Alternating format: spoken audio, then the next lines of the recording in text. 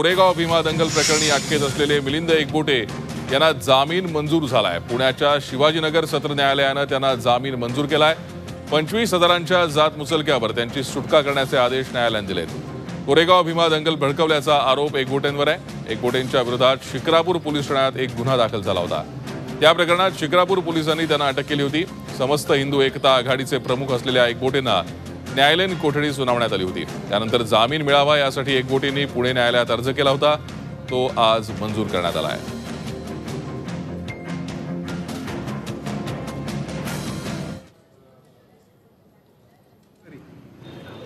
आपण या संदर्भात अधिक माहिती घेऊयात। आमचे प्रतिनिधी अरुण मेहत्रे सध्या आपल्या संपर्कात आहेत। अरुण, एकबोटेंना आता जामीन मिळालेला आहे, काय नेमकी प्रक्रिया आहे ही आणि एकबोटेंना कोणत्या आधारावर जामीन देण्यात आला आहे?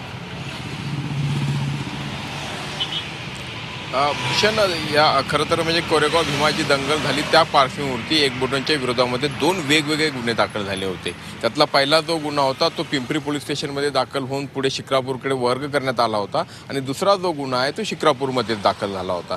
तर पहिल्या गुन्ह्यामध्ये म्हणजे पहिला जो गुन्हा होता त्यामध्ये ॲट्रॉसिटी आणि दंगलीचा कट रचने दंगल घडवणे अशा स्वरूपाची कलम त्यांच्यावरती लावण्यात आलेली होती। तर त्या प्रकरणामध्ये मिलिंद एकबोटे जे आहेत तर त्यांना न्यायालयीन कोठडी पुणे सत्र न्यायालयानं याआधी सुनावलेली आहे। आणि दुसरं जे प्रकरण शिक्रापूरमध्ये आहे ज्यामध्ये हिंसाचार आणि जाळपोळ या स्वरूपाचे गुन्हे या स्वरूपाची कलम जी आहे ती एकबोटेंच्या विरोधामध्ये लावण्यात आलेली होती आणि त्या प्रकरणी एकबोटेंना ताब्यात घेऊन अटक करण्यात आलं होतं आणि त्यांना शिक्रापूर पोलिसांनी अटक केल्यानंतर त्यांच्यावरती त्यांना 4 दिवसांची पोलीस कोठडी सुनावली होती आणि त्याच दरम्यान एकबोटेंनी जामिनासाठी अर्ज केला होता आणि तो अर्ज आज मंजूर झाला आहे। त्यामुळे दुसऱ्या प्रकरणातला म्हणजे जाळपोळ आणि हिंसाचार या प्रकरणामध्ये मिलिंद एकबोटेंना जामीन मिळालेला आहे।